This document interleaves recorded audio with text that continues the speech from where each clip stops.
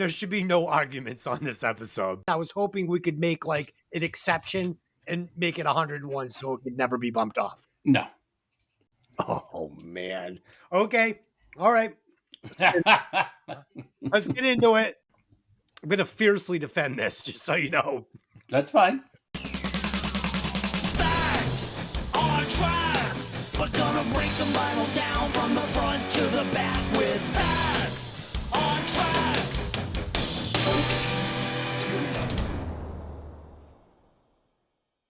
Showtime. Welcome to Breaking Vinyl. I'm your host, Des, a.k.a. Johnny Fever.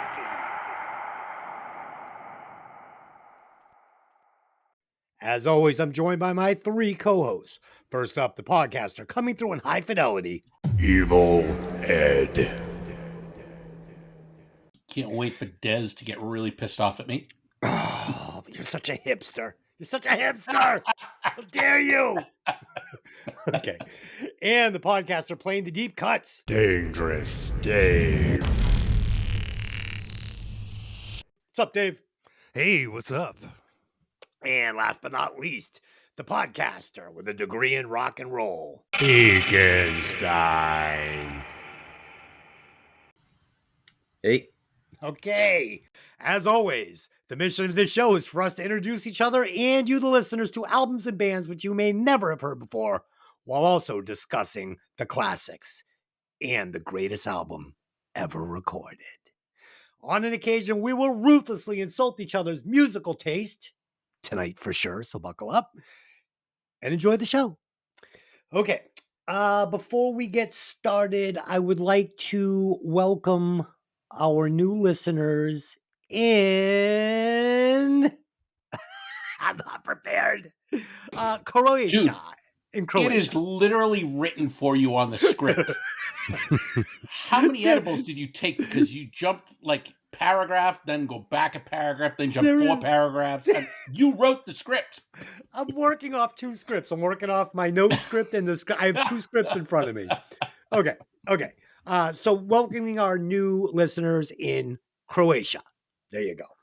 What album are you doing, Des? Because you skipped that entire section. No. I'm bringing that now. I'm about to bring it. Tonight, we will be discussing Appetite for Destruction, the debut studio album by the mighty Guns N' Roses, produced by Mike Klink, released on July 23rd of 1987 by Geffen Records.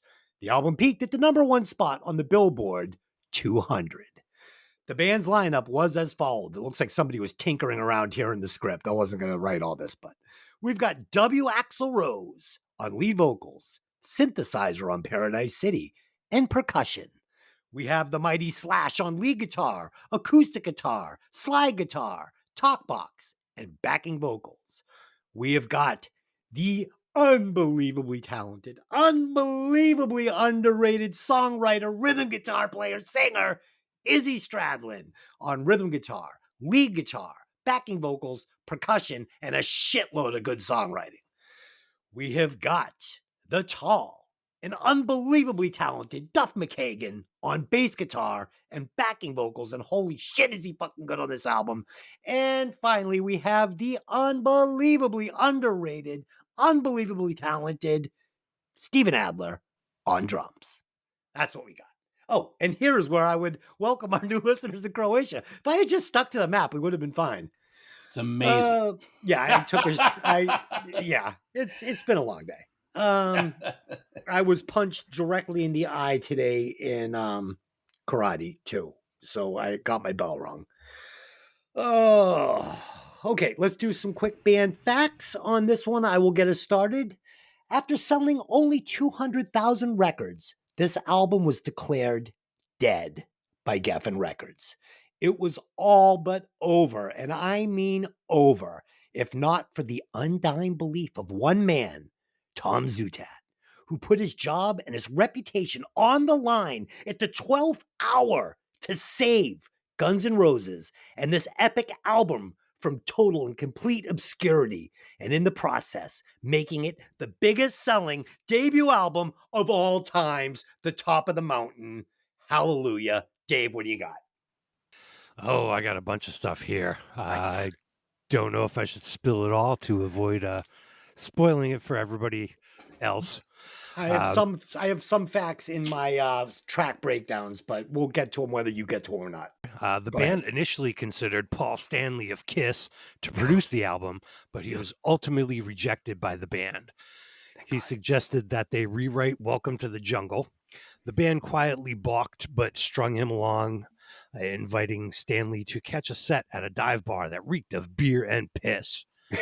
A drunk and high Slash threw up about 8 times on stage, and Axl brawled with a guy in the crowd. Nice. Classic. I love it. Yeah. I love it. The band was formed in March of 1985 by Axl, Izzy, Tracy Guns, who would have his own success with LA Guns, and a different bassist and drummer. By June of 85, Slash, Duff, and Steven Adler would join to create the classic lineup of the band. The band's name comes from the combination of previous bands that joined forces, Axl and Izzy in Hollywood Rose and Tracy Guns in LA Guns. All right. The group signed with Geffen Records in March of 86, receiving a $75,000 advance. They had turned down an offer from Chrysalis Records that was nearly double due to Chrysalis wanting to change the band's image and sound, but Geffen offering full artistic freedom. The band has mentioned in interviews that they took meetings with many record companies just to get dinner and all the free booze they could suck down in a few hours. Nice. Nice. If you guys want to go ahead, I got a couple more for when you guys are done. Okay. Ed, what do you got? So 2 things just based off what you guys said. Number 1, Dave, all the booze and drunk references and the vomit stuff totally makes sense now, because I think you're gonna hear me just say a whole lot of sound sloppy on the recording. And Des, I don't know. Des and Dave, wouldn't you guys both kill to have sold 200,000 albums? Killed. Yes. Killed. All right. So several songs featured on later Guns N' Roses albums were considered for Appetite, such as Back Off Bitch, You Could Be Mine, November Rain, and Don't Cry. Which, when I learned that, I kind of got sad and happy at the same time. Happy because I'm assuming Izzy had a lot to do with that. And sad, I guess, that they had all these songs in the can and just put out crap after this album, because those are pretty much the only hits after this.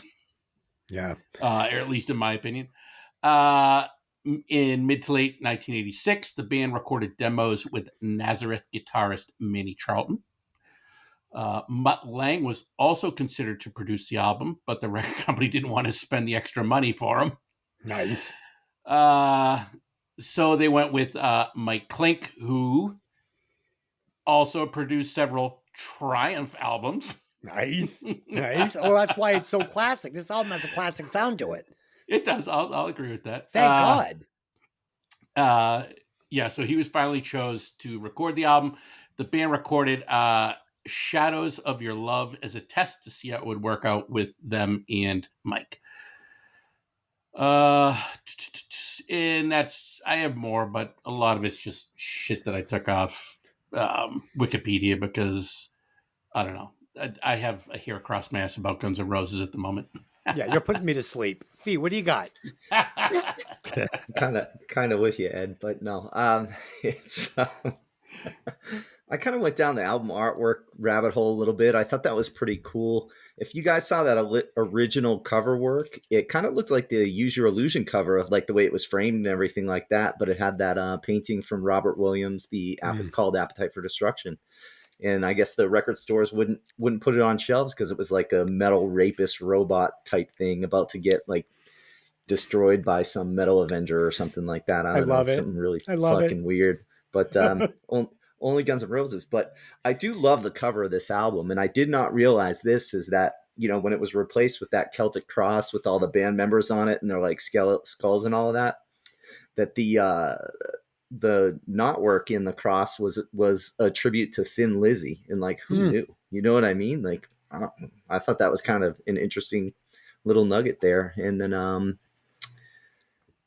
in that the original artwork was a symbolic statement about the industrial system raping and polluting the environment. So, we're talking like 35 years ago at this point, systemic issues in hair metal, like, and I can't even really call this hair metal, honestly, No. but like, who knew that activism was alive and well in like mid 80s hard rock, which was crazy. So either way, I thought that was pretty cool stuff. Yeah. You know what's funny about the artwork for this? Yeah. I remember people going to the concert and coming back, and this artwork was like the shirt everyone bought. Yeah. And everyone would go to school with it, and everyone had to turn it inside out. Because of the whole rape scene. But let's be honest. This is a painting that Axl Rose got his eyes on, and he just loved the image. This had nothing to do with any political statement. Axl wasn't trying to say anything. He was just like, that looks fucking cool. Let's put it on the album. I don't think they were sober enough to think that. Right? So, yeah. But Ed, you were talking about those other songs. Fuck those other songs. You put one different song on this album or take one song off this album, and it's not the masterpiece it is. We're going to get into it. Okay, There are a couple songs I'd take off. Dave, did you want to do a couple more facts? Yep, I got a little bit more. The artist who designed the tattoo that the cross and skulls design that they made into the album artwork, his name is Billy White Jr. Cool. I also found information which indicates they knew in advance that the original cover was going to be a problem. So from what I saw, it sounds like they printed the first 30,000 with the original cover. Then after that, switched right over to the cross and skulls. I looked it up. An original 1987 band cover vinyl now sells for up to close to $300 on eBay. I had one. I bought that originally, that album. Nice. I don't have it anymore. And my last one is that Guns N' Roses were trendsetters. When they came out, bands like Poison, Bon Jovi, and Motley Crue were at the top of the charts. And as soon as GNR broke big, all those bands traded in their eyeliner, big hair, and leopard print blouses for a more toned-down street look of denim and leather. Yep. They also moved 1 million guitars for Gibson when all the shredders ditched their pointy BC Rich and neon color Kramer guitars for Les Pauls. Yeah, when Guns N' Roses came out with that look, it looked so Greenwich Village. It looked so real. It looked so fucking authentic. And when the bands like fucking Poison and Warrant and even Motley Crue tried to do it, it just looked fucking gay and fake. And I hated it. They all jumped on the bandwagon. It was pathetic. At least like Bon Jovi was like, fuck it, I'm just going to do my thing. I'm good with all that. Like, I'll give him props, fucking those other suck. All right, let's do some opening thoughts. So here we go. This album changed an entire genre of music. Overnight, it changed how all the top and upcoming bands presented themselves visually and musically. It changed how we all dressed, and it single-handedly killed sales on the Aquanet pink can. The album was a fucking atom bomb, dropped on the spandex wearing, pink lipstick wearing, giant sticky hair having, bubblegum songwriting, glam hair metal music scene. It left bands scrambling to reinvent themselves overnight. It was dangerous, and it was laced with the best lyrics I'd ever heard in my entire life. To this day, this album blew my mind and still does. So what happened to you then? What do you mean? You had the biggest fucking Aquanet hair, dude. That hair listen, that we seen. Listen, I could post a picture of me, the one that everyone's seen, and I think it would shock the listeners. So yes, I was guilty of all of those crimes, but I converted, and I did it much cooler. Okay. Fair enough. Dave, opening thoughts. Have you ever heard this album before? I think so. Okay. I sure have. I was 12 when this came out. I was unfortunately not hooked into the rock and roll underground yet. at that point to know about them in advance before they blew up. So the first exposure I had to this band was my underground radio station in New Jersey, the college radio station 89.5 WSOU, Seton Hall Radio, and the Welcome to the Jungle video, which I assume came out some time after the album was released. They were, of course, super badass. So here I go and truck myself over onto the Woodbridge Center Mall to Sam Goody's to go get the album on cassette. All of a sudden, these guys are all over MTV, in the rock magazines like Hit Parader and Rip, and even in the guitar magazines I had started getting since I was just starting to play guitar. Soon after, I got the t-shirt with the logo on the front that says Guns N' Roses was here, seemingly spray painted on the back. I wore out that tape in my off-brand Walkman while I walked my newspaper route. I was in the first generation of kids attempting to play the Sweet Child of Mine riff at the guitar shop. Sorry. I still love this album today. Dave, I got this album literally 1 month before I jumped on a plane and flew out to San Francisco to follow my dreams as a fucking failed rock star.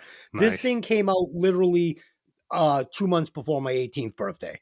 And the minute I turned 18, I was fucking gone. Living like a trash can in the sleaziest part of fucking San Francisco you could live in. 6th and Mission. It was fucking lived right across from a fucking porn shop and a dirty movie place. And loved Nice. it. Ed, have you ever heard this album before preparing for the podcast? No, I haven't. I have to ask. Honestly, if anyone's not heard this album and they're, let's say, I don't know, 40 years or older, shame on them. Yeah. This is it, honestly, when this came out, it blew everyone's mind. I loved it when it first came out. It still holds up fairly well. I don't have as much of a hard on as you do for it. Oh, so hard. Woo. But it's great, and I'm such a huge fan of Duff. I think Duff is really what changed everything for me, because like all the bass lines, like growing up, my dad taught me guitar and bass, and it was always you got to learn Entwistle, you got to learn all the great guys from Led Zeppelin, The Who, Cream, Jack Bruce, all these guys. And then all of a sudden, as I'm learning newer music, the bass lines got simpler and simpler and simpler. And I'm like, oh. And then all of a sudden I heard this and I'm like, wow, finally a great moving bass line throughout. So yeah, it changed me a lot hearing that. And it's so moving, but it's also so present. Like Yes. you have no Right trouble up front. hearing this bass. No, it's right up front. Holy shit. And It's you so know what? fucking And I remember, I forget what it was, like probably History or Decline of Western Civilization Part 2 or something, where someone was talking about how Duff plays with a pick and how it was so you shouldn't do that. And I'm like, dude, that's why his bass is cutting through everything. That pick. Oh Yeah. kudos to him. The payoff is you lose a little of the warmth, but who gives a fuck? I'm all set. Yeah, you don't need it on that album, on this No. album. Fee, talk about the album. Why you love it so. We'll get to that throughout each of the tunes, but I can't believe this was released in 87, and I don't know that I even heard it in 87, or if I did, it was late in 87. Like, it wasn't as big right off the jump, obviously, from some of the stuff we were reading on. And but I mean, it's a life-changing album for people, and it's fucking weird, like there are certain things, like, remember that old show, I can name that tune. It's like, oh, you hear it, oh, I can name that tune in 2 notes. You know what I mean? Like, you just instantly know what it is, where it is on the album, the whole thing. It's unforgettable. But I couldn't believe it was 87, because it sounded like a dirtier version of like Out of the Cellar or something. You know what I mean? Like that kind of like heavy, just good fucking rock. Like, just, it definitely wasn't what was being released for those types of bands at that time, So, so good for them. But I recently, and Ed, well, I don't even know if we talked about this on vacation or not, because some foggy times, But this other guy we went to high school with that neither of us really hung out with a ton, but he just messaged me on Facebook like 3 weeks ago, and he's like, and all it says is Appetite. He's like, dude, that album changed my life. I'll never forget. I ran into you at Mobile Mart, and you're like, come with me. And we went and smoked a joint, and you're like, listen to this, and just press play. And it changed my fucking life. And I was like, holy shit, that's So good. that's powerful. You know what I mean? Like that, this dude went from like being like one of the like preppy boys in school to like being a guitar player, you know, after that. So, it was good stuff, but good album. Looking forward to Dude. talking about it. This album, there's something about this album. It's this magical thing that happens. It is so rare, like Led Zeppelin 1, maybe. Like one of these albums that like makes you feel a certain way when you're listening to it. You know, you're not just listening to another album. Like it's so deep and full of life and just okay. Let's get into the track breakdown. Here we go. Welcome to the Jungle, track number 1. And I listened to this as if I was listening to it for the first time. Obviously, these songs have been worn out a bit, especially Welcome and Sweet Child of Mine, but I didn't let that influence my listen. So, of course, I love this song. What's not to love? From the amazing intro to the filthy lyrics, written by Axl Rose and delivered like a switchblade in a street fight.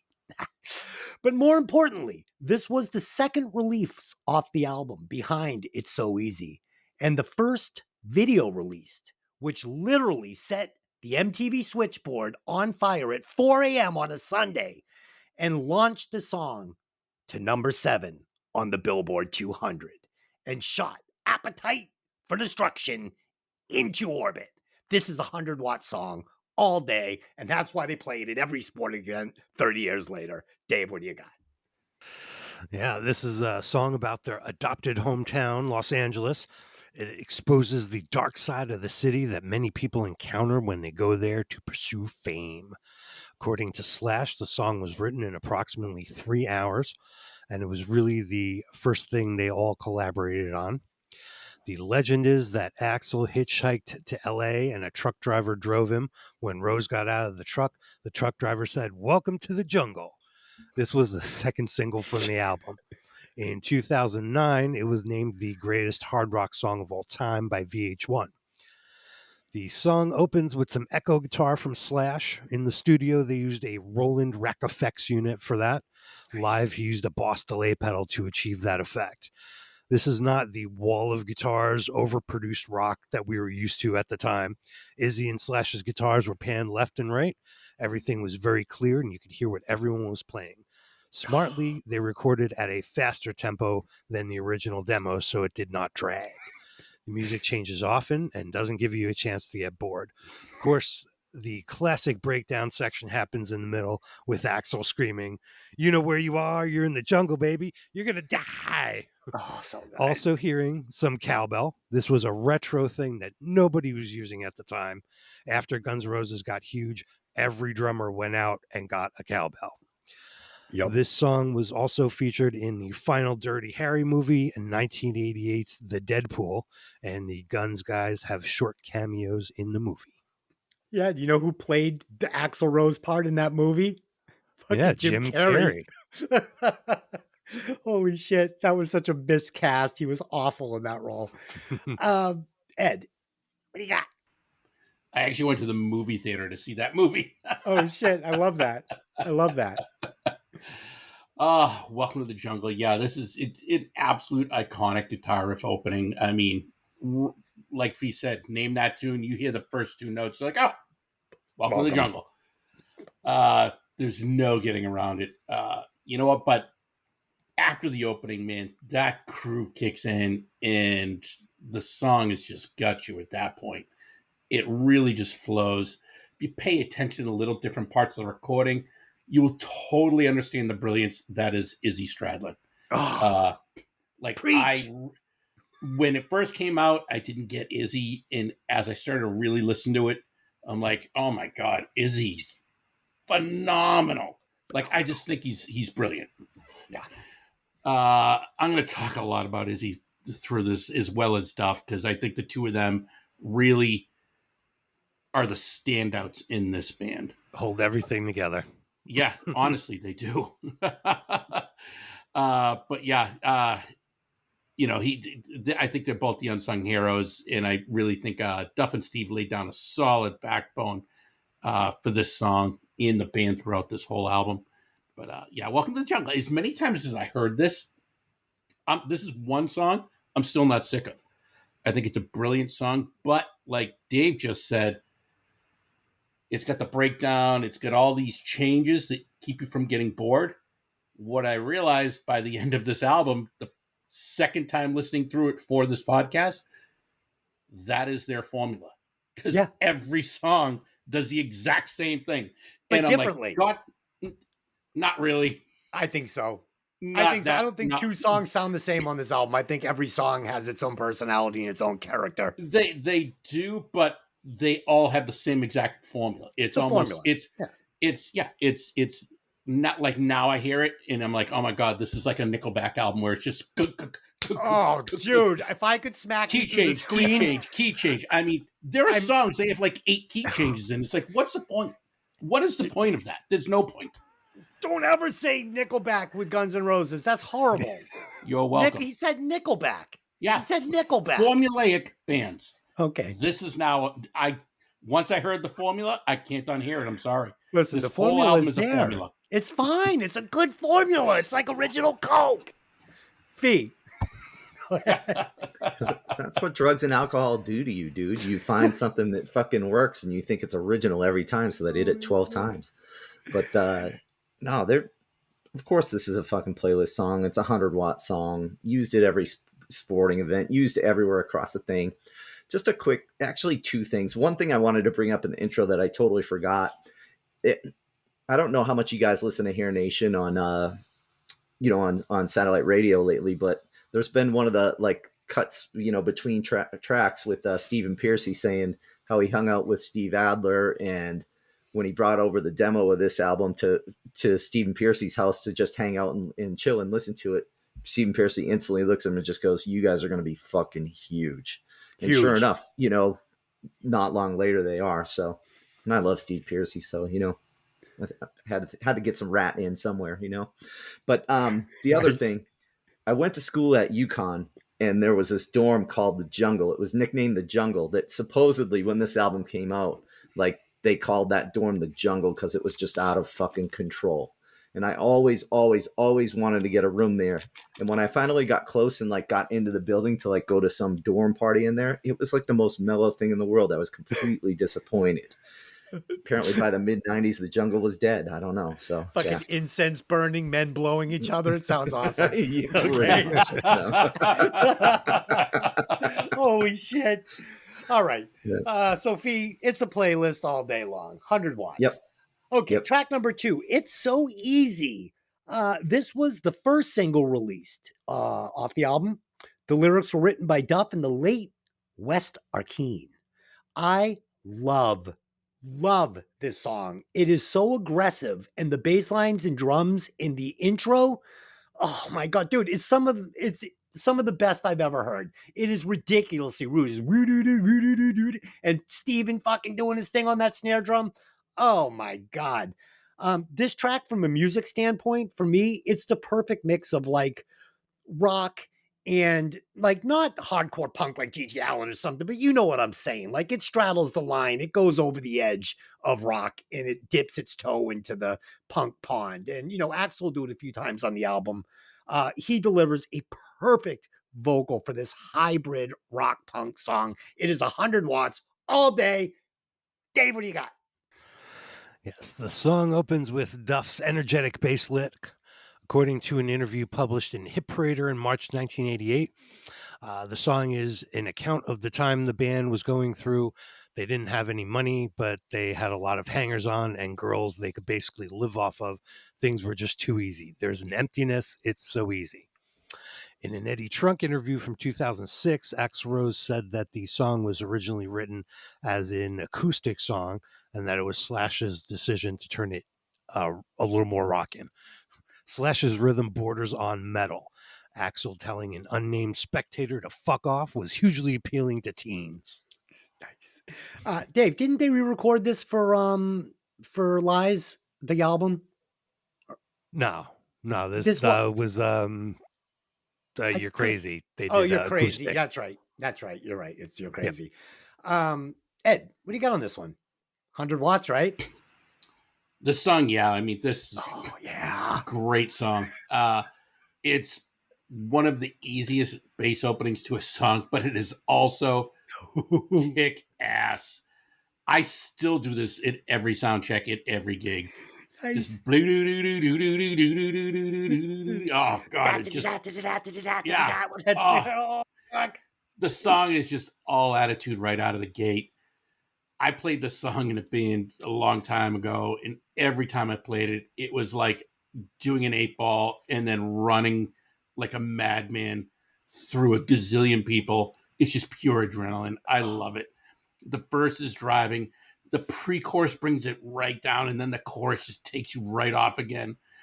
The song ends with what I didn't notice until today, which seems to be a bit of their formula with a descending guitar riff.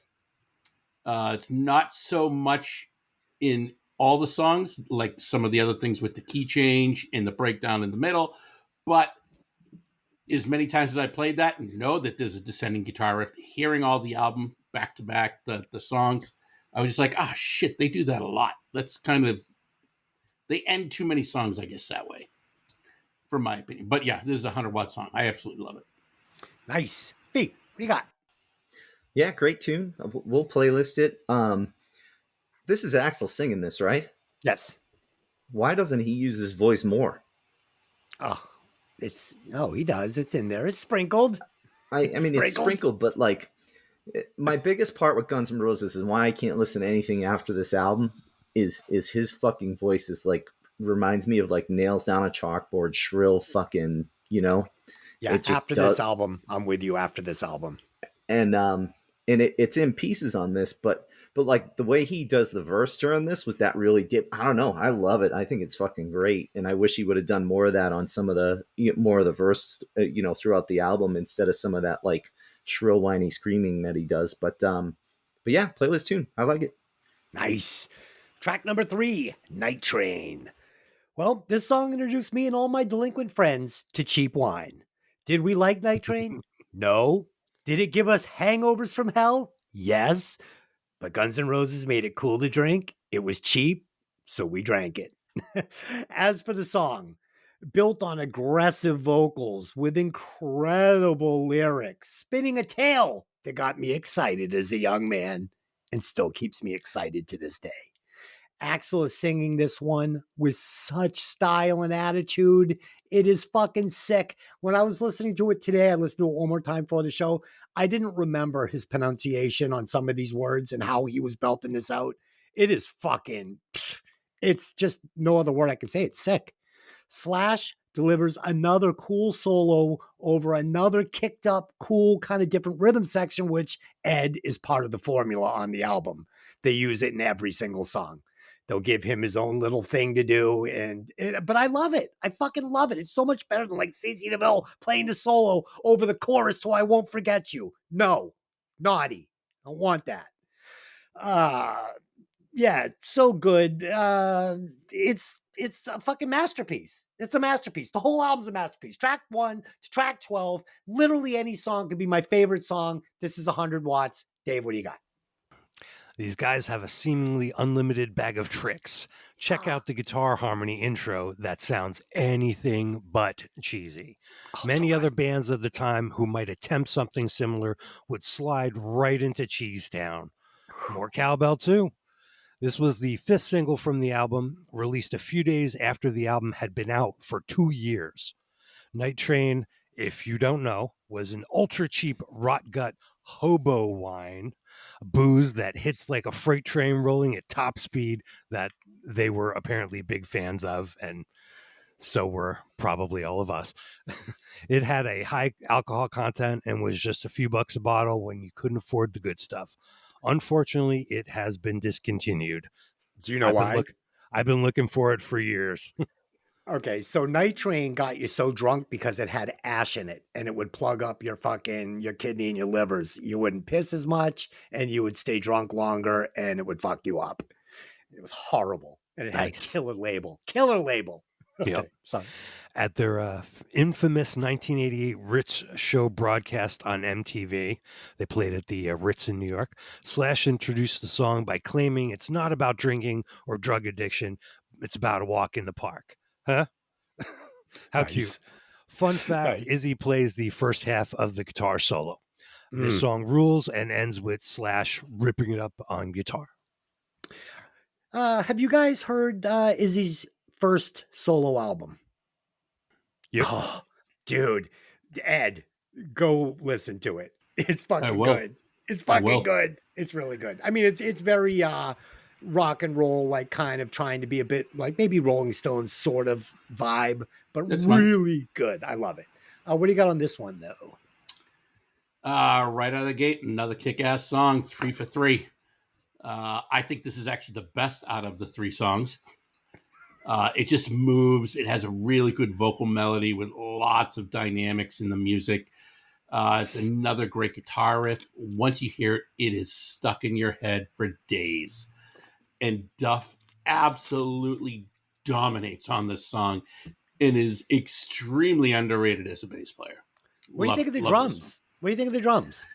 They're good. I like Steven Adler as a drummer. The one pet peeve I think he hits cymbals way too many times.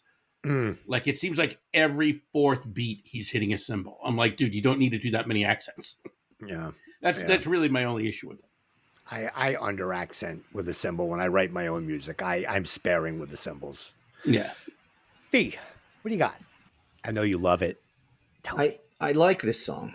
I don't necessarily love it. And I feel like fucking Axl's voice is just fucking whining me out by the end of it. But one kind of question I had for you guys was, as I'm listening to Slash just rip it up at the end of this tune, Mm. what would this song have sounded like if Tracy Guns was still in the band? Equally good. Not I too think. far off.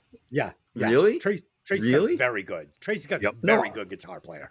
I don't know, just a different sound and different feel. I feel when I listen to like LA Guns versus this, you know what I mean? I don't know. I just No, Fee, it would definitely be different. It would definitely lose some of the Aerosmith, Joe Perry, type feel Yeah. we're getting. But Tracy Guns fucking still rock this shit. okay. He'd be All in right. the ballpark.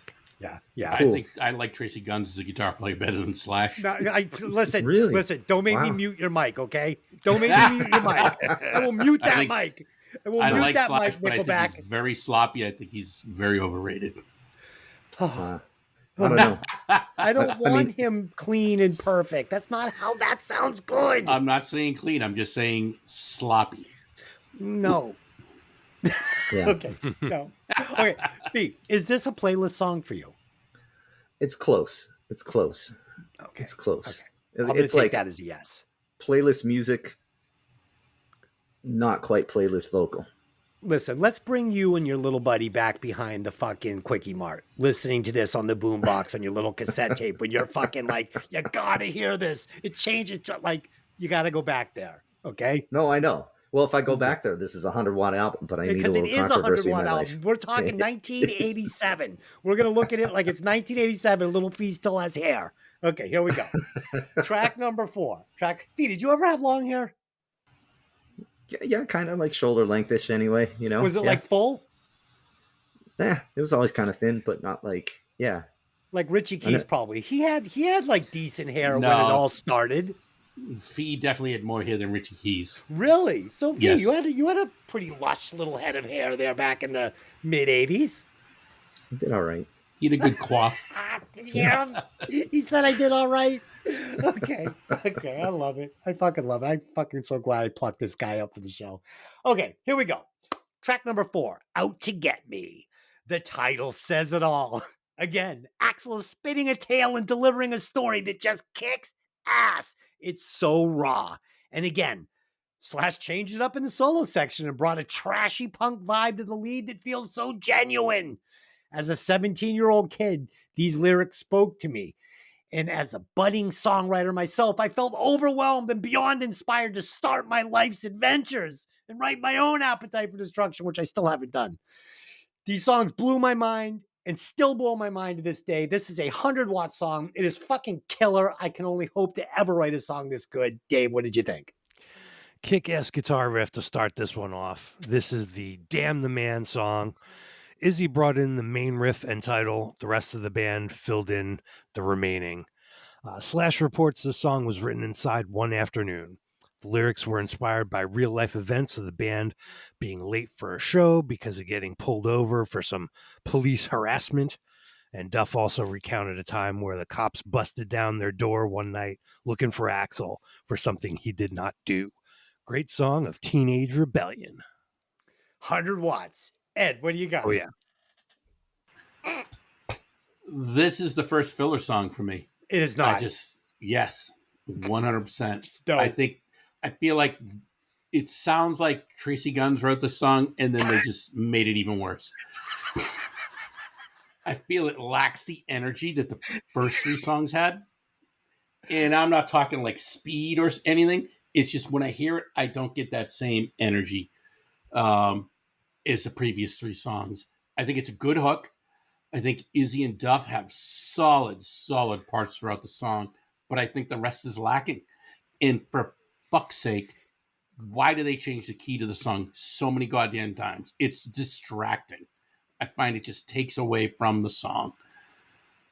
I also really don't like the lead guitar parts in this song. I find the tone to be poor and the playing extremely sloppy. Yep, don't like it. Oh, dude, it's It you does broke just have him. a stroke.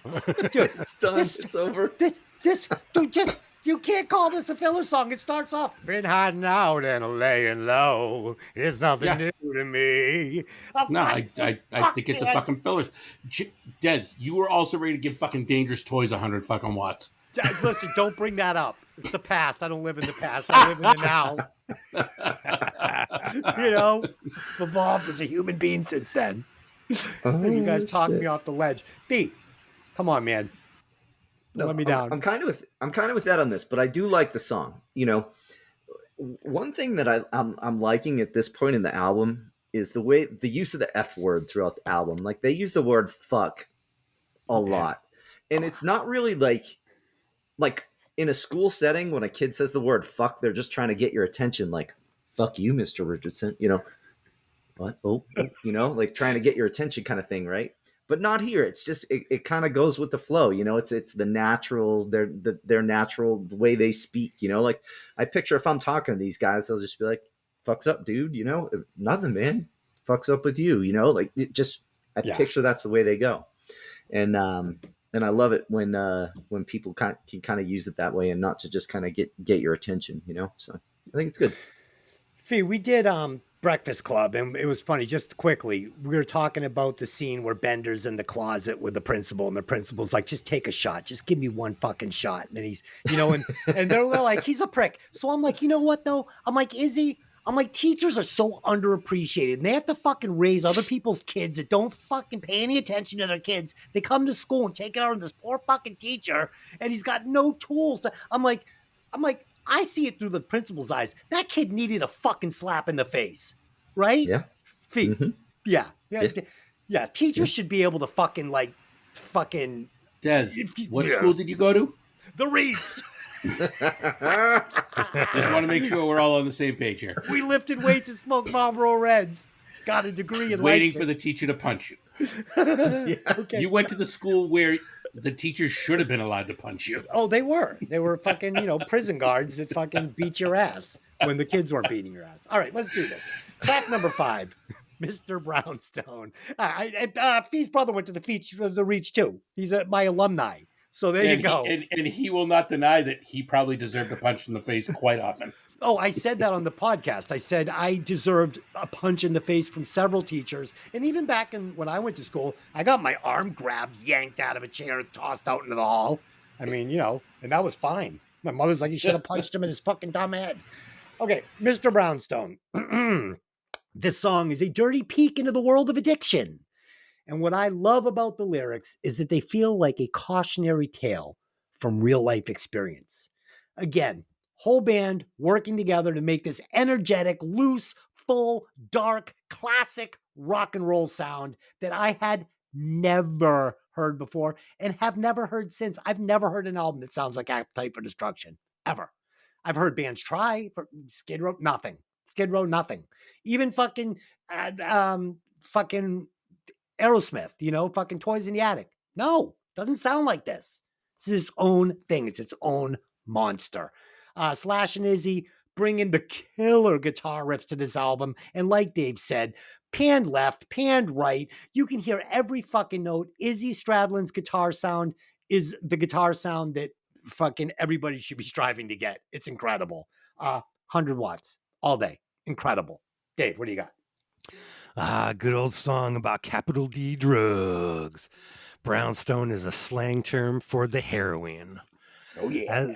As mentioned before, this was the first single as a double A side along with It's So Easy. We got a Bo Diddley beat, some wah-wah guitar. Slash states it was the first song the band wrote after being signed by Geffen Records. Him and Izzy wrote it, brought the lyrics to Axl on the back of a grocery bag. Another story says Axl found a scrap of paper with the early lyrics when they were moving out of a band apartment. Listen closely in the right speaker. There's even some bongo drums on the track. Later in 1989, while opening for the Rolling Stones, Axl would introduce the song by calling out an unnamed band member for a little too much dancing with Mr. Brownstone. Hint, it was Slash. Nice. Duff states in his book, once Axl took his concerns public, the times of being a gang, us against the world were over. We played the rest of the show, but it was half-hearted effort at best. Afterward, and really for the remainder of our career, we just went our separate ways. That night officially rang the bell for an end of an era in GNR. But it's a great song. Yeah, it's a great song because Slash didn't write it to be cool like Dr. Feelgood. Like, this is our drug song. It's so edgy and cool. No, it's not edgy and cool. It's fucking gay. Slash's fucking drug tale is edgy and cool. Thank you. Fuck. Yeah. Okay. Ed, what do you got? And we're back. Great riff and groove. Absolutely drive this song.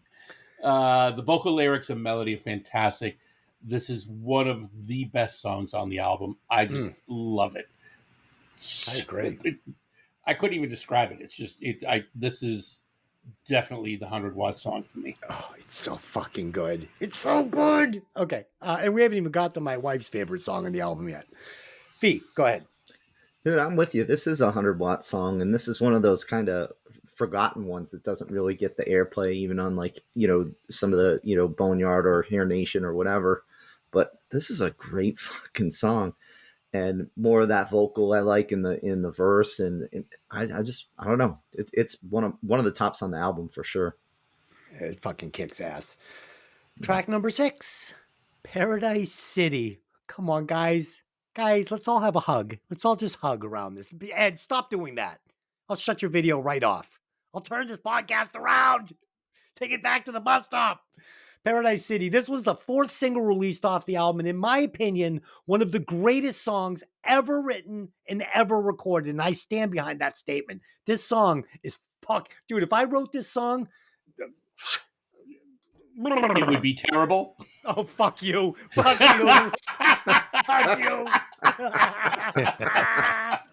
Sorry, you served that one up. I did. It shot to number 5 on the Billboard Hot 100. The song was written by the entire band in a shitty van while traveling back to LA from a keg in San Francisco. This is how you write a song, from its amazing intro riff all the way to the blazing outro section. Slash's guitar solo is straight fucking fire, as the kids say today. And of course, the vocals and chorus are literally as good as it gets. And then you cap that with this fucking video. I mean, this video was what made that dipshit from Tesla go out and buy a white leather suit, okay? It fucking influenced everybody. It's fuck yeah, okay? If I could give this a higher score than 100 watts, I would, but 100's gonna have to do. Dave, what do you got? This is the only song on the album to feature a synthesizer. We won't hold that against them. Some clean picked guitar chords and layers of Axl's vocals turn into a stadium shaking rock song. Slash's first solo has a little octave effect on it where he actually played the lower octave part rather than using an effects unit to cheat it. The song kicks into double time at the end with Slash absolutely tearing it up on guitar. For most, if not all of his parts, he used a custom-made Les Paul style guitar and a modified Marshall amp rented from SIR Rehearsal Studios in LA that we talked about last time, formerly taken on tour by George Lynch of Dokken. Awesome stuff. I love it. Yeah, just so fucking good. Ed, what do you got? This song was great when I first heard it, but it does not hold up for me at all. Oh, stop it. There are a lot of great things that come in small bits throughout the song, but I find everything in this song is just not up to the level of the better songs on this album. The hook is monstrous, but I find the verse melody just not good. I'm not a fan of some of the lead guitar parts. Again, I just feel they're sloppy. But Duff, my hero. He is absolutely my hero on this song.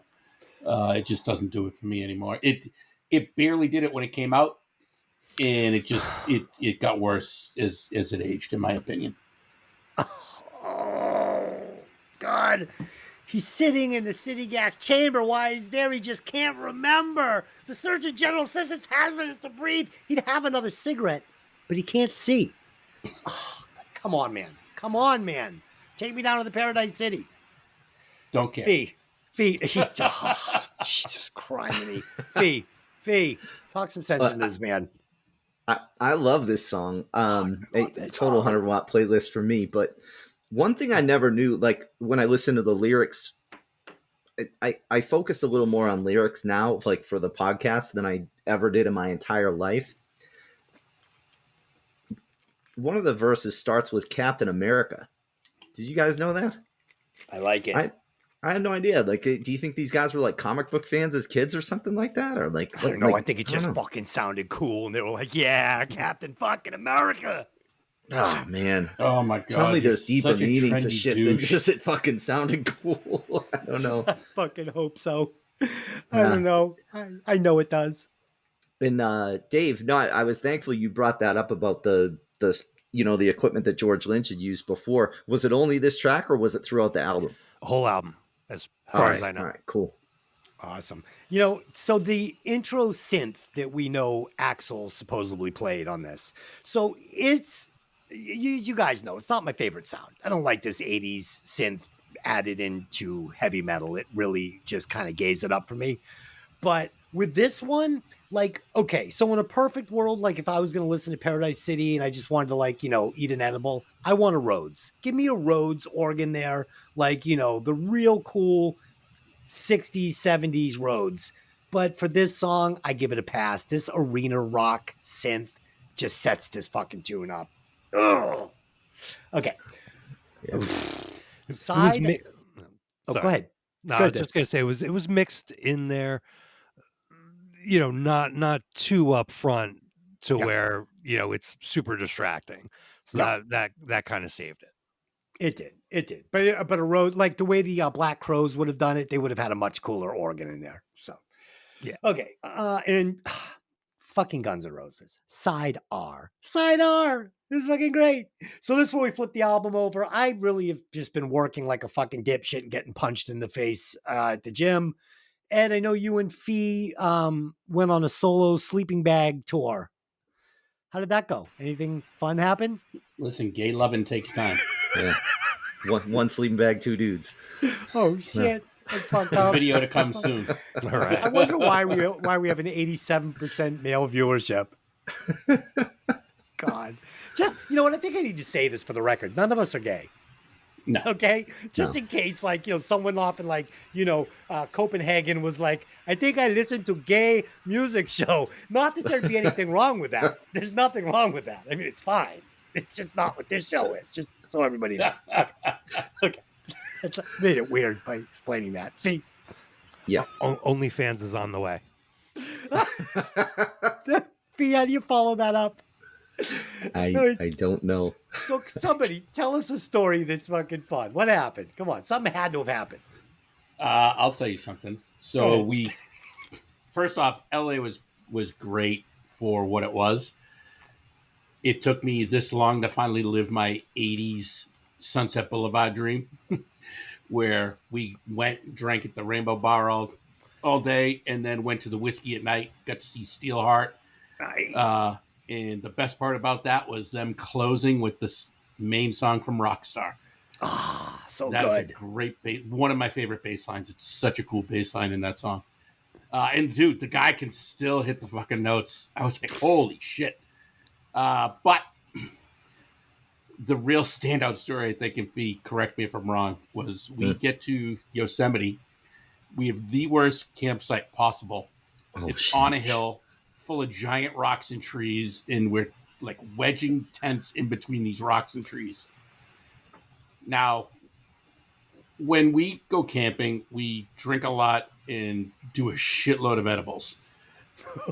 And we know we get loud, and we go loud into the early morning. So we like to pre-warn all our neighbors. And I walk over to this couple that just they showed up after we set up. They set up, and I walk over. I go, "Hey, excuse me." This guy turned around, and the look on his face was like I'm about to put an axe in his head. Oh my The look thought of Ed was gonna sheer fucking kill him. terror. god. And I'm like, I just want to let you know, if we get too loud tonight, just come on over. Say, hey guys, mind being quiet? He looks at me and goes, don't be loud, be quiet, and don't swear. Oh I'm like, what god. the fuck? Oh Sounds shit. like fun. Sounds like a Bon Jovi album. I'm like, what the fuck? And literally, as I walk back, the ranger comes to check everyone into the sites, and he's like 20 feet away from us going, could we find another site? I don't want to be near them. Oh god. Oh shit. That's fucking awesome. God. Yeah, he was a psycho. Yeah. Oh my god, it was unbelievable. The 2 nights they would not come out of their tent while we were in camp. They wouldn't. They just That's refused. fucking They just great. Yeah, they just stayed in their tent the whole time. They couldn't Look, even see excuse us. me, sir. Me and my friends are assholes, and we're gonna be on drugs. We're gonna be loud. There's gonna be some weird shit going on. Just come on over. Just come on over and Yep. just tell us, to keep it down, Right. and we won't. And yeah, thank you. Or join the Okay. party. Up to you. Or We join all the know party, the right? rules. Mhm. We all Right. know the rules.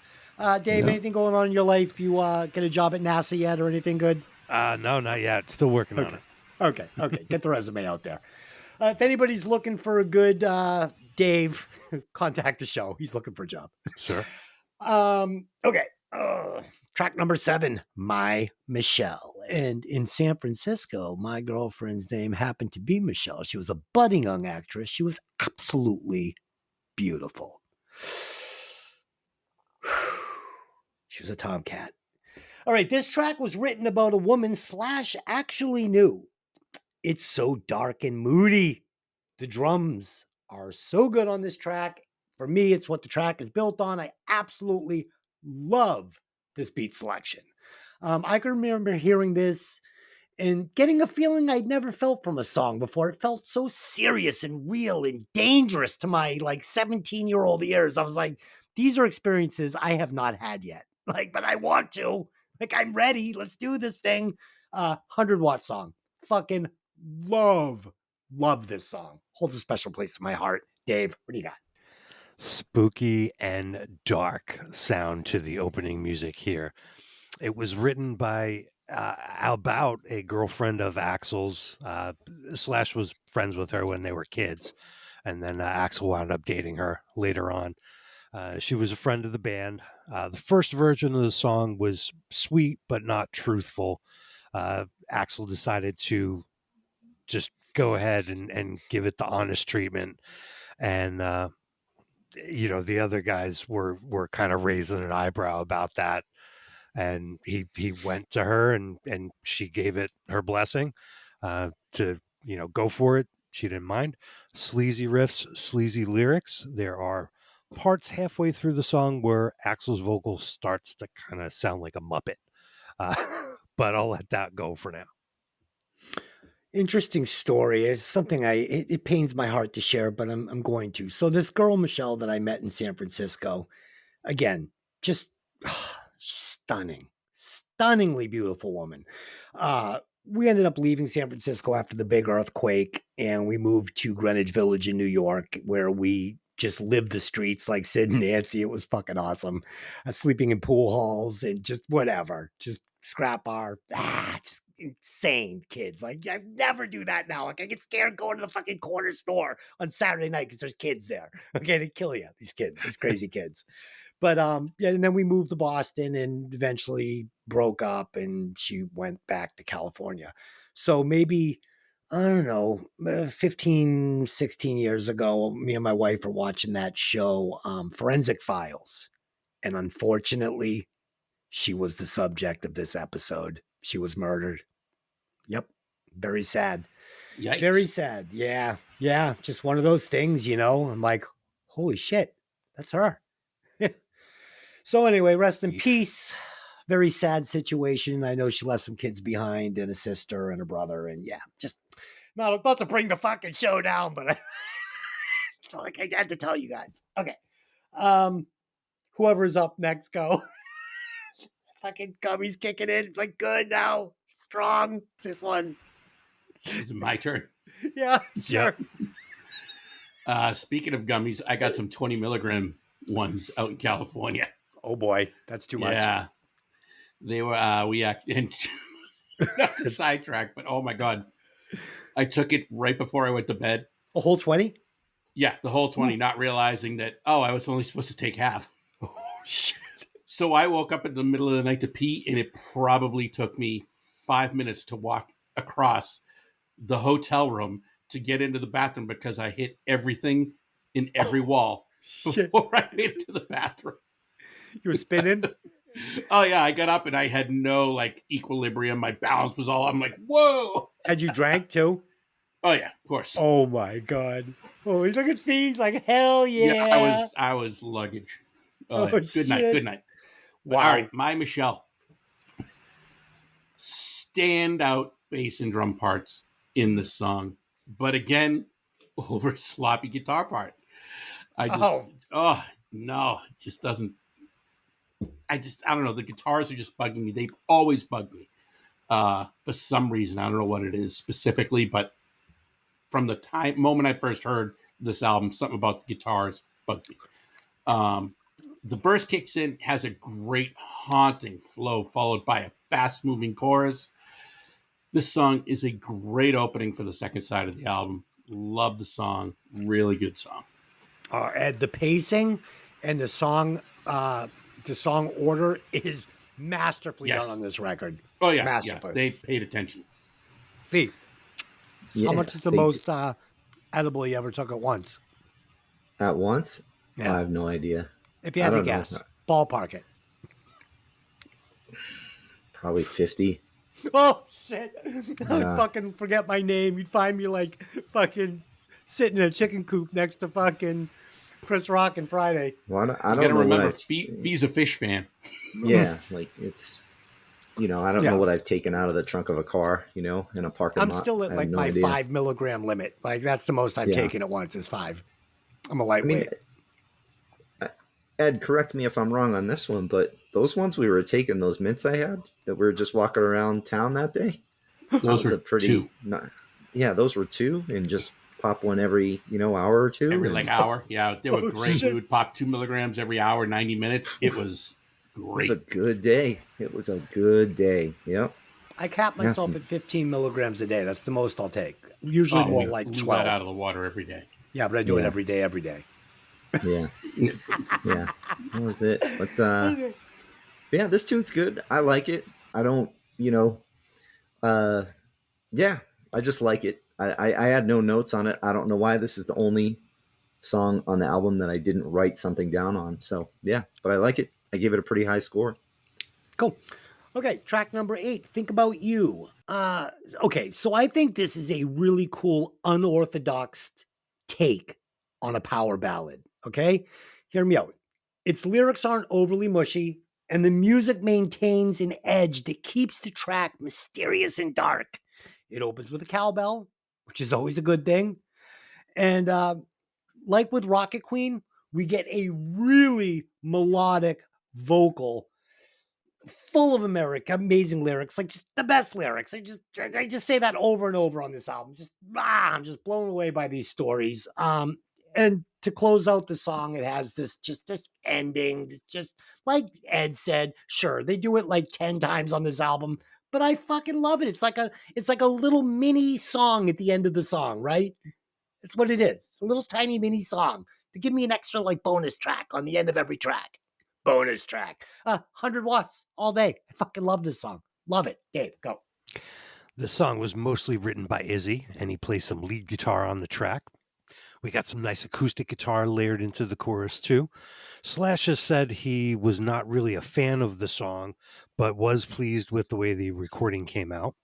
The song was played often in their live shows early on, but once the record came out, wasn't really used anymore. It is it's kind of cool, but has a nice contrast to some of the other material. Yeah. Good song. Yeah. Interesting. Like I said, interesting take on the power ballad. Ed, what'd you think? I'm torn by this song. I want to love everything about the song because I can see where they're trying to go, but it just doesn't get there for me. I think the song gets lost in the mix of the rest of this album. The guitar solo section is all over the place, and I think it really distracts from the song, from the solo, from everything. However, the absolute brilliant part that I never noticed until I listened for this podcast with headphones, the clean guitar or acoustic guitar, whatever's playing in the background of the chorus. Oh, I heard that and I got an erection. It was so good. So good. I just loved it. I love the guitar solo, Ed. I couldn't disagree more. I love this guitar solo. I'm not even talking. Cool. No, I'm talking the background behind the guitar solo was like, it's like they changed the key 1,000 times. It's like, okay, you hear, nope, now you're there. Oh, okay, now you're going here. It distracted me. I loved it. I didn't like what it. a ride. Didn't like it. Nope. What'd you think? This is the song I felt was a filler song on the album. It didn't work for me at all, really. Like on a re-listen, but like the solos I felt went kind of off the rails. And then when you have Axl with his like whininess and that's kind of in the background there, I was fucking annoyed by it by my third time through on the album. But I still like the song. And here's kind of a theme with the whole album that we'll get to at the end. It's like I feel like all of these songs are written really well and played really well in a lot of ways. I don't know. Ed, I'd like to have more discussion about what you're hearing with the guitars and the sloppiness at some point, but that's for a different trip, but like, this is one of those songs I'm with Ed. Like, I want to really like it, but I really just got fucking annoyed after listening to it several times. So just okay. Okay. It was funny, Ed. My wife came up the other night and she's like, "Are you watching Steelheart?" I was watching them live. Like, I'm like, fuck yeah. I'm like, this is the best shows. These are great. They're fucking so much fun to watch. They say all sorts of like super inappropriate shit. Fucking, they're awesome. Funny story about that singer. Holy crap. He had 1,000-pound lighting rig hit him in the head. Really? Yeah. And that put him out for like years, which is why the band just stopped. And then he wound up being able to recover, and his voice is fucking spot on. Great. Dude, I thought he was dead. Musicians. He was great. I thought he was dead. I know 2 Steelheart songs, and that's it. And I'm like, oh, this is actually a pretty good show. Like, all right. And rumor had it that Slash tried out for Poison. Let's just say, God, I'm glad that didn't happen. Everything worked out correctly. Everything worked out the way it should, for sure. Yeah.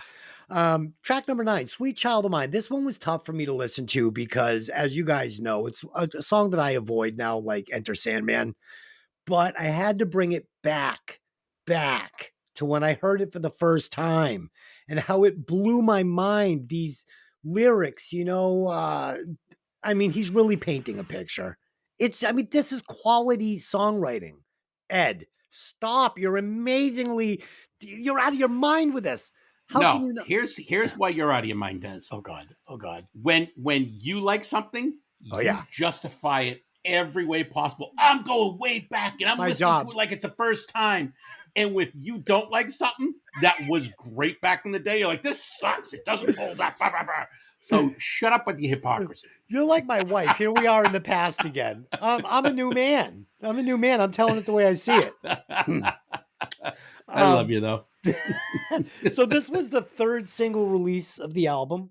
Axl wrote it about his then girlfriend, Erin Everly, and it immediately shot to number 1 on the Billboard 200. You know why? Because it's a fucking amazing song. That's why. Number 1. This is not an opinion. It's a fact, as Felger would say. This is some of the best guitar work I've ever heard. Ever. Slash, this second extended solo. You need to is just one of shut the- your mic off now. I can't No. believe those words. This song is the best guitar work you've ever heard in your life. Yes. Some of these guitar solos he's playing, some of Shut these the runs. Fuck up. No, some of Dave, these please, runs he's you're gonna have my playing. back on that. No, some of these runs he's playing on this second extended guitar solo are You know fucking. what? I'm gonna pick a Led Zeppelin album next, This is- so you guys can say, nope, not as good as the guitar on this song. Okay, listen. First of all, there's nothing on that Led Zeppelin album that even touches this because Jimmy Page couldn't play this kind of guitar. Now, I don't was even there like some? Led Zeppelin, and I disagree with you. There were some creative, excellent guitar parts that Jimmy Page played, and his sound was, great, and I love it. But you're not going to tell me if you said, "Hey, buddy, try and recreate the end solo in "Sweet Child of Mine." Jimmy Page would say, "I can't," because he can't. So what my point is, it's like he's shredding Oh my god! in a classic rock style that I had never heard before. He had created his own thing here. He's shredding metal like Joe Perry would do it if he was going to do it. It was, I'm not going to go on and on. Let's just say it's fucking amazing. The drums, the bass, Izzy, true classic rhythm playing everywhere, 100 watts, incredible performance. Dave. Yes. Woo boy, here we go. This is the infamous riff, which you can hear bad versions of on any Saturday afternoon in any Guitar Center in America. This riff was just a guitar warm-up lick that Slash was playing. Reportedly, the other guys heard something in it and began to play along, devised some chords to go under it. Axl later took a poem that he wrote for his girlfriend and turned it into the song lyrics. Slash commented, "Within an hour, my guitar exercise had become something else." That he wrote that in his 2007 autobiography. Yes, you have the circus guitar lick and a nice sort of bass solo by Duff. Some extra guitars layered in there. Somebody knew this was going to be a hit. The song was recorded relatively quickly. However, since drummer Steven Adler did not play to a click track on, from what I understand, the whole album, it took a long time for Slash to get the timing right for the intro of the song so it would match up. Solo section is great. We got some more wah-wah action. That's one more thing that had fallen out of fashion with 80s rockers that Guns N' Roses brought back. Soon after, everybody needed a wah-wah effects pedal again. Slash even had his own signature wah pedal introduced in 2007, made by the Jim Dunlop Company. The rest of the song features more slick guitars. Good. Okay. There is a little bit of controversy that I found in the researching this, which I'd never heard about this before, but in 2015, the webpage of the Australian music TV channel Max published an article by music writer Nathan Jolly that noted similarities between Sweet Child of Mine and the song Unpublished Critics by the Australian band Australian Crawl from 1981. I've never heard of them. Duff has stated he had not heard the song before, but I have to wonder if one of the other guys did. I listened to it. Someone had to have heard it, at least subliminally been influenced by it, because it is just too close. Go check it out. Judge for yourself. Nice. I've heard this song so many times over the years. I never want to hear it again. But it's been in movies and video games, covered by Sheryl Crow, and yes, even a light cover version appeared in a Johnson & Johnson commercial. Kill me. Yeah. But in 1987, this song was fucking mint. Mint. Dude, if they had played To a Click, this album would not be as good. It's the emotion that the you're getting. looseness. Yeah, from Steven Adler. When he gets excited, he speeds up a little bit. When he's feeling, he slows down a little bit. And I'm just on the ride. And this is something we hardly ever see because everybody plays To a Click, live and in studio. So this is a dead breed of album. Ed. Kill Me Now. This is probably the most annoying guitar riff ever written, with a great, simple, yet effective bass solo and groove that plays over it to make it tolerable. The best part of this song is the bass, so thank you, Duff. I was never a fan of this song when it came out the first time, and I've had to play it at every fucking show since then that I've ever played, which is more times than I care to admit. Nope. This is probably the most annoying guitar track on this album. Oh my God. Oh, it drives me up a wall. Dude, that first guitar solo that he plays, it's inspired by Jerry Rafferty's Baker Street / Don't care. Said. And if you hear "Ba-na, ba-na-na, ba-na-na-na-na," dude, it's in there. It's so good. You're wrong. Fee, what do you got? Yeah, God, I get torn on this because I like this song. I don't know. My only note on this was did any of you guys even listen to it? Because I know you, at least Des and Dave have mentioned before that you just don't want to fucking hear it ever again. So I did. Yeah, It I was listened worth it to it. hearing that second solo. Hearing that second extended guitar solo, I was like, yeah, it was worth the listen. They cut that out on the radio, which pisses me off. It's the best part of the song. Sorry. But yeah, 100-watt song in my opinion, but that's just me. Nice. Oh, it's you and the rest of the world. Number one. Except for Ed. minus Ed. Minus Ed in his fucking sleeping bag, bothering his neighbors, trying to enjoy their vacation. Okay. Track number 10, You're Crazy. This is such a simple concept of a song, and that's what I love about it. And I try to just imagine like writing something this simple that's this good. We get 2 hot verses before we finally reach the chorus, Ed. So they're going to change the formula just a little for this one, just for you. Okay. I want a couple extra points on this album for that. So we get the 2 chorus verses before the crazy chorus. You're fucking crazy. That again is a 17-year-old kid. That fucking chorus hit my sweet spot. And it didn't sound cheesy. Like if this had been Warrant, this wouldn't work. Janie Lane couldn't say this. It wouldn't work. It's the attitude of this album. 100 watts. Dave, what do you think? This song was originally composed on acoustic and then moved to electric, sped up to high volume. The acoustic version would appear on the future GNR Lies EP. Slash has said, when I play that song, I don't even know what I'm playing. He tells Hit Parader in 1988 that it's just such a kick in the ass for me, so I run around. I love it. Yeah, I love the guitar part in the middle where the guitars echo back and forth. Great solo. Slash is not afraid to show off his Joe Perry influence. Eventually, Guns N' Roses and Aerosmith would tour together.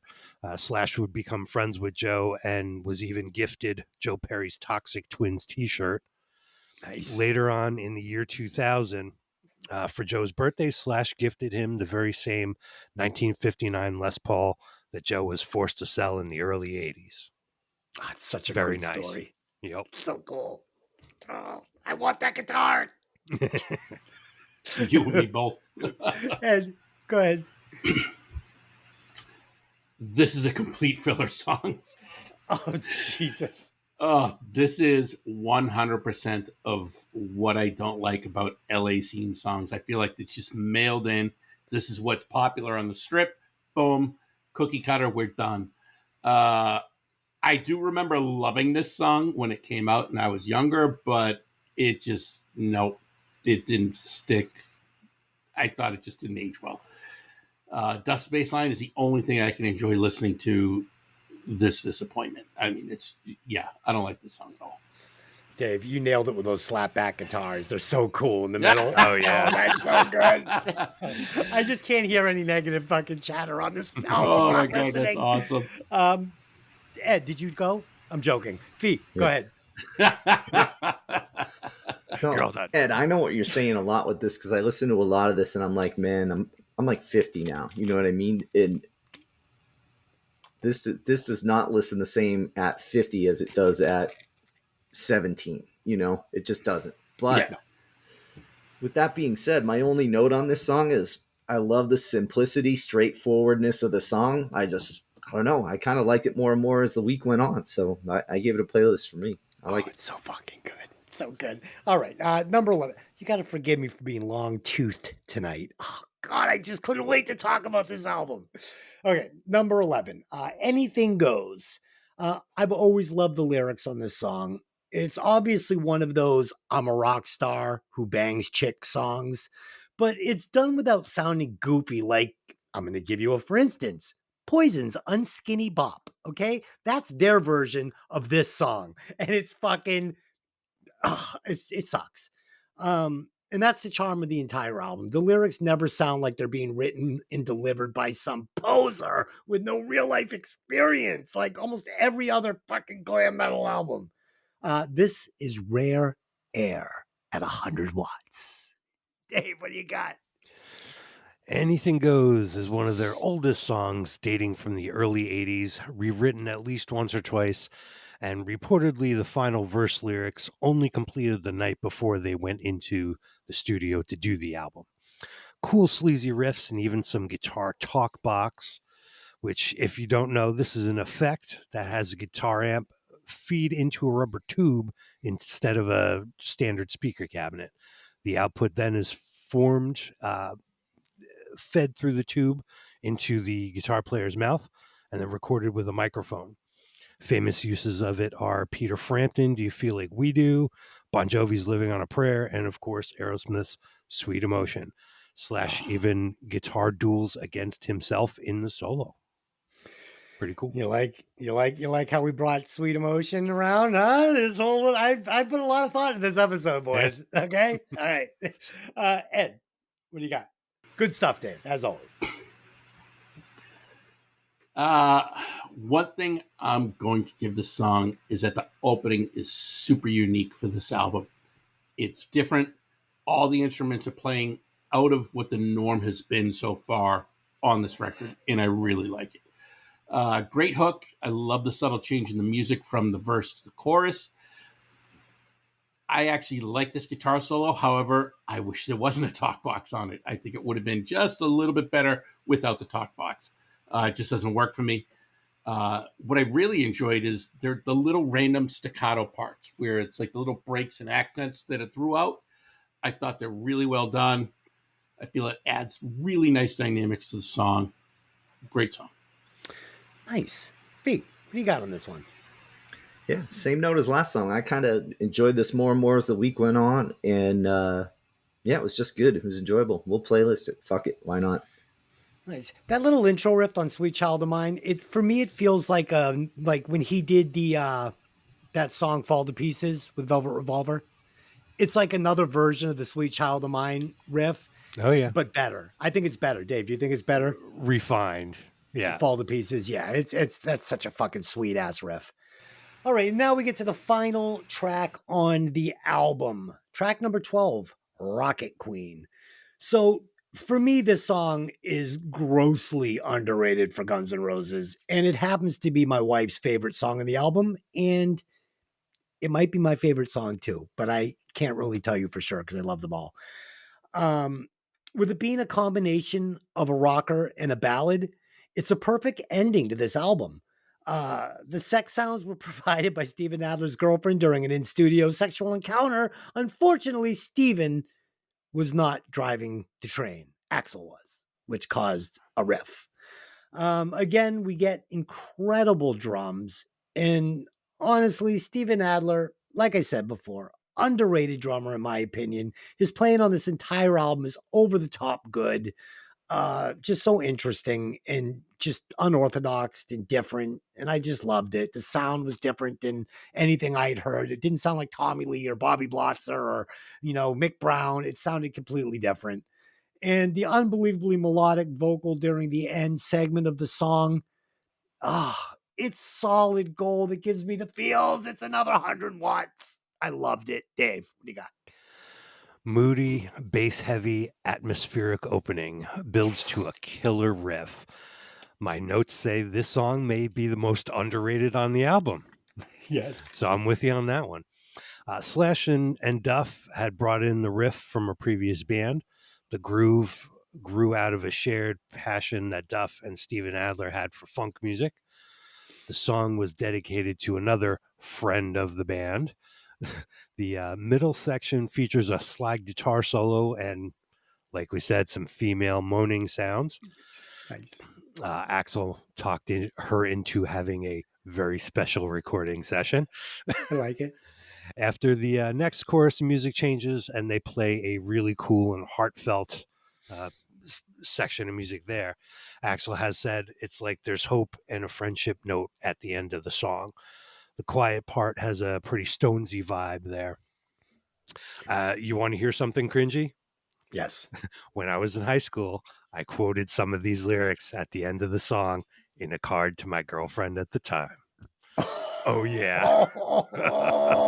I love that. Yup. I A love perfect that. ending to the album on a very upbeat and positive note.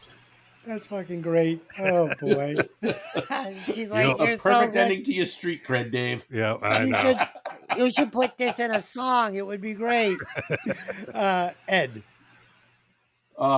Rocket Queen, great opening with the bass and drums. Love it. Such an infectious groove. I'm going to give the guitars props on this song because what I really like is during the verses, they're not playing something repeatedly. It's like they're almost freestyling in each verse behind it. I mean, there's the main riff, but then that goes away once it transitions and Axl starts singing. And it's like the two of them are just soloing ever so gently behind it. And I absolutely love it. They seem to really like having a breakdown in every song. And that's really just a big negative for me. The continual key changes in what is now forever ingrained in my brain, as I said at the beginning, is the Guns N' Roses formula for writing a song.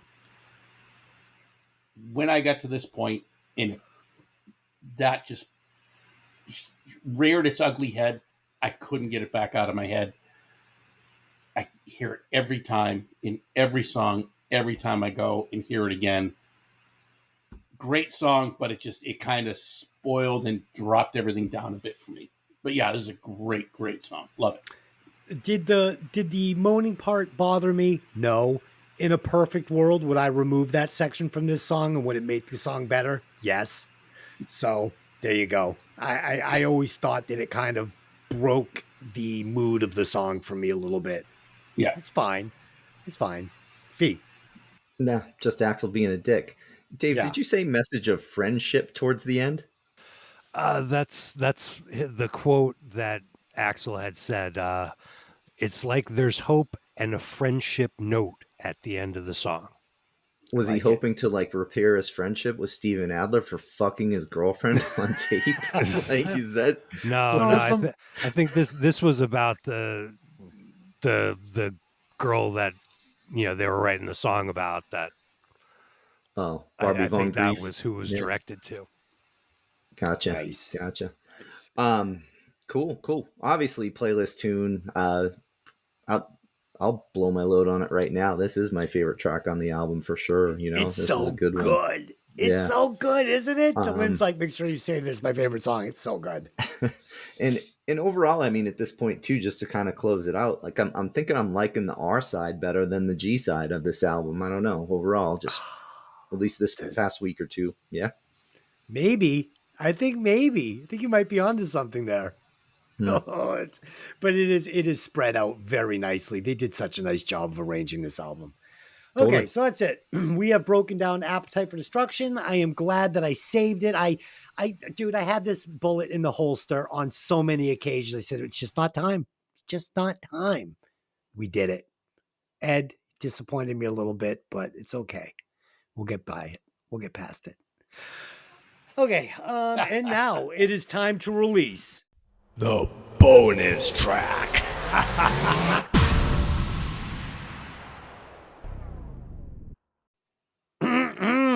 This week's bonus track was requested by me because you guys don't make requests, even though they're free. So go figure.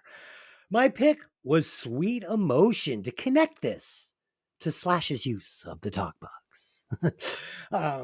Yeah. So what can I say? Come on, guys. My favorite song from one of my favorite bands. I mean, it's so moody. It's incredible. I take this song, I put it on, and I just feel like it's 1979 and I'm in fucking a car going to get my Aerosmith tickets with the cast of fucking Dazed and Confused. And, you know, you got to join. All right, all right, all right. That's this song in a nutshell. 100 watts. Just like this album. Dave, what do you got? All right, some great Tom Hamilton bass licks to start up the song. And hey, we hear some talk box from Joe Perry. I talked about this earlier. Joe made some extra use of this in the live version of the song. And instead of a box on the floor, Joe's version of the device actually lived in a bag slung over his shoulder like he was some kind of Old West bandito or something. Everything else with the tube going into his mouth and singing through the microphone with the guitar tone worked the same way. This is another one where my perception is tinted by the fact that I've heard and also played this one on stage a billion times. Good vocal harmony, great crunchy rhythm guitar sound in the verses. A lot of percussion, vibra slap, shakers, and triangle can be heard. Steven Tyler has claimed in interviews they had no regular maracas at the studio when they recorded, and the shakers were actually sugar packets. Recording is a little unbalanced. The drums are quiet and the bass is pushed way up. But the guitar solo at the end, super cool. I'll give it a 79. All right. I like that. There's a lot of information. I was like, that song's cool. Reminds me of fucking Dazed and Confused. Ed, what do you got? Oh, yeah. I mean, what can I say? It's one of the most iconic bass lines ever. I mean, every bass player has learned to play it. It's so much fun. It's a great song. Yeah, Dave, definitely overplayed. I mean, I played it a gazillion times as well. But I don't know. Old Aerosmith to me is so fucking good. I gave it an 86.9. 86.9? Little low. Yes. Both you guys. Little low. I'm disappointed. This is Sweet Emotion. Fee. Sweet Emotion, guys. Hang on. Can I just say that again? I'm Sweet with you, Dave. Emotion. It's not Making a Promise. It's not Combination. It's not Get the Let Out. I'm not familiar with those songs over this one. Those are all better Aerosmith songs. Not a fucking chance in hell. Fee, go. I'm sorry.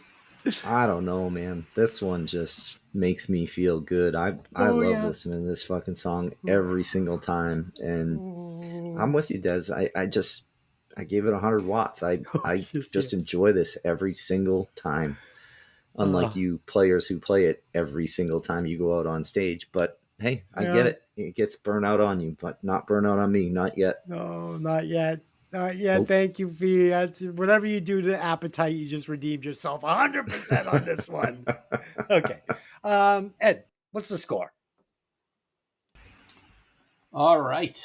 Sweet Emotion by Aerosmith is pushing a rock-solid kick-ass 91.47 watts. Pretty good. It's in the 90s. I'll take it. Dave, where does that land on the breaking vinyl? Breaking vinyl. Bonus track chart. Thank you. Thank you. Sure. My brain stopped working. I couldn't say it. Oh, no. It was a glitch in the Matrix. It was. I was frozen.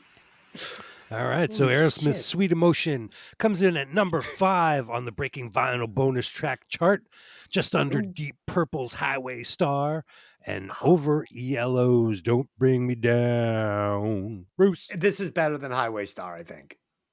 Maybe. maybe. That's good. That's fucking rare air. I think it's right there. I mean, it's up there. What's number 1 again? Let's see. Number 1 is Springsteen, Born to Run. Okay. Okay. What's number 2? I just got to know the top 5. David Bowie, Ziggy Stardust at number 2. Yep. Queen, Fat Bottom Girls at number 3. Mm, Deep Purple, Highway Star at number 4. Okay. I think the Queen song is too high. That's not even close to the best Queen song. That's too high. And I think number 1 might be off. But anyways, I digress. Stop. Let's give our final scores on this album. And oh no. So we got to do our favorites. Yeah, we are. Dude, Yeah. I took an extra nighttime gummy like maybe a half an hour into the show, and now my brain is like gone. I took the whole 5. Okay. What song is my favorite song? My favorite song is Rocket Queen. What song I would cut? I would not cut a song. I know it's breaking the rules of the show, but I'm not doing it. So there you go. I'm not removing anybody. I'm not replacing anybody. I'm not doing it. This week is going to be an outlier. I'm just not doing it. Dave, what do you got? All right. Favorite track, Rocket Queen. Nice. Track I would cut is a real tough call, but if I had to pick, I would say You're Crazy. And then the replacement, especially this band at this time, you cannot make substitutions. It's bad enough they started adding people in the 90s. Keyboard player, horn section, synth programmer, bassoon player. Get the fuck out of here. Easy substitution will replace Axl with Michael Monroe from Hanoi Rocks. Sure. Okay. I'll buy that album. I'll buy that album. That's a That's good right. album. Okay. Yeah, I endorse that. I'm stamping it. Ed, what do you got? Oh boy. Favorite track is Night Train. Track I would cut is Think About You. If I had to replace one member of the band, I actually didn't do this because I forgot to look it up, but I know who I would get rid of, and that would be Axl Rose. But since I can't think of someone off the top of my head, I'm fine with Michael Monroe filling in because I think he would be a good fit for the band. He would. He would. Right. It might even be a better album. Who knows? Fee. That's a pretty good idea. I didn't even think of that, but I know I've used him as a replacement before, so I'm going to use somebody different when I get to this. But favorite Rocket Queen, cutting, Think About You. I wrote replace Axl with Tom Kiefer, but I don't know. Either way, Axl's fucking gone. Okay. All right. Tom Kiefer. I like that. That's interesting. I'd like to hear that album. That's a Me different too. album. I'm going to go ahead. All right. I Think About You. If I had to cut one, it would be I Think About You. And I like Michael Monroe for Axl. So you guys brought it tonight. Okay. Final thoughts. In my opinion, this is by far the best modern rock album ever written or recorded. It's complete in every single way. So for me, this album is pushing 101 watts. It sits alone atop the Breaking Vinyl mountain. Dave, what do you got? All right, I got a long one here. Okay, go ahead. This album was recorded almost 40 years ago on what might as well be a different planet. At this point, all these years later, it's legend and very difficult to separate fact from fiction. How are these guys still alive with all the booze and drugs they did? Did they really record an all-out sex orgy for the middle part of Rocket Queen? Was one of their biggest hits really written top to bottom in an afternoon? Everything is mixed perfectly. The drums sound ace. The bass is beefy and very clear, never buried. The guitars are killer, and the parts are moved out of the way when not needed. And Axl is, well, Axl. You're going to hear him no matter what.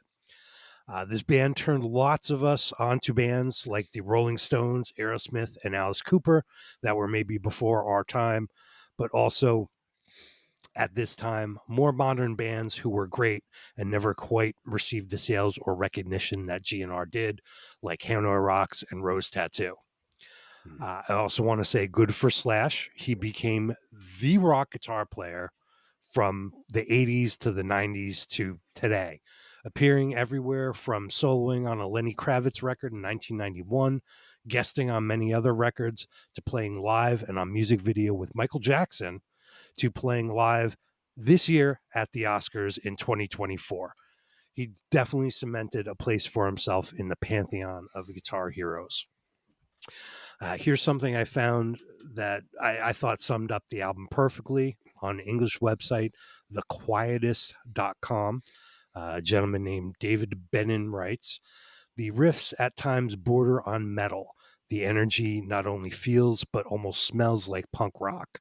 The whole is a feral, swirling, serrated thing with tunes and colors popping off it like fireworks. This, no question, is going to be quite something." He continues later in the article, "This is not a nice album. It was not made by nice people. It is an extraordinary and ugly and sensational album that could not conceivably have been made by anyone other than awful people." Oh, I love that. Yeah, I love that quote. A I lot love of that. great art is like that. This is dangerous rock and roll. The band fell apart right after this and was ruined by their success. And now the fact that they are old men putting on a nostalgia show, but we still have this. It's a shame that time has dulled the blade edge of this to where you can hear Sweet Child used in a commercial for baby food or some shit. This music has been and always will be with me. It has influenced the way I write songs and play guitar. My score for Appetite for Destruction, 98. 98 big ones. And I hope that little fucking excerpt from Dave bumped your score up a little bit. 10 It should. 10 points. It should. Why do you think that I'm going to give it a shitty score? I just have a feeling in my gut like I ate Indian food. You know, like, not that there's anything wrong with Indian food. Oh, God. I just have a very No. just Sensitive tummy. I do. I do. So, yeah, I mean, what can you say? This Appetite for Destruction absolutely changed the world when it broke. It was nice to do a little bit of a deep dive into it because I actually learned a lot of things about the band that I didn't know, about the album that I didn't know. However, hearing it years later, some of the things weren't as, I guess, clean as I thought they were, and kind of exaggerated the bad that I thought I heard when I was younger. But still, it's an iconic album. It is full of amazing songs. I gave it a 94.3. Dave's like, I don't give a fuck what you thought of this album as he got up and walked away. You're like, Oh, let me shit. tell you what I thought of this album. He's like, oh my God, I gotta go get a fucking beer. Yeah, he reads War and Peace and then gets up and leaves. Oh, that's fucking awesome. So Oh, I Dave, missed it. Dave, you just missed 30 seconds and you were the absolute fucking feature in the conversation. You'll have to go back and listen to the show. Will do. So, Ed, did you say you gave it a 94? I did, a 94.3. 94.3. I feel bad now for being mean to you during the Well, podcast. that's a- because you are so fucking shallow as a human. Oh shit! We've gone down quite a rabbit hole of feet. Come on, man. Don't fuck Wow. me on this. But Don't fucking do it. I'm not gonna fuck you on this. All right. Just Not on this. Maybe on the some right of that thing. other shit you put out there, but this isn't Okay. shit. This is good Okay. shit. okay. No, I could say like this would be a 100-watt album, but today, like, I just can't fucking stand listening to Axl at all. I can't. It fucking drives me insane. But every single song has value. Every single song I felt is well written and well played. Like, and then there's that nostalgia bit that kicks in, you know, and it brings you back to being a kid again, you know, and I love it. So with that, and without even listening to Ed's score, I gave it a 94.5 watts. Wow. So you guys heard it exactly the same. Huh? Yeah. Great. I Yeah. just couldn't be happier with these scores, guys. I mean, honestly, I was hoping we would all going to say 100 and kumbaya this thing to the top of the mountain, so No, it couldn't be knocked off. But you two alas. sucked all the dicks. You two Yeah. sucked all the dicks. Yeah. That sucks. So- All right. You know what? I was gonna take the whole thing about us not being a gay podcast off, just not to offend anybody. But like I said, it's fine. It's fine. It's fine. It's fine. right. But now I think I have to just leave it in. I just gotta Yes. leave Yes. it in. Okay, we're unanimous on that. Yep. Ed, All right. what's the score? I'm just going to help you out here, Des. I'm just going to give you the score so we can move on. Okay. Appetite for Destruction, the debut album from Guns N' Roses, is pushing a monstrous 96.7 watts. That's a lot of watts.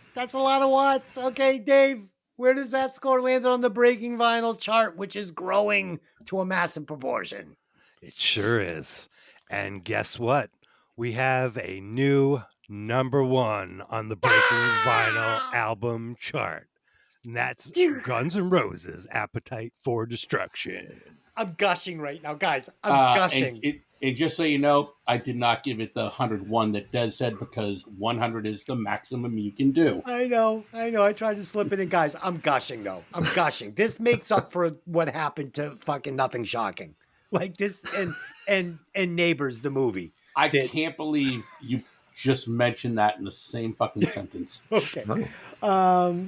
Okay, so that's it. Ed, if I am not mistaken, you have the next pick. Is that right?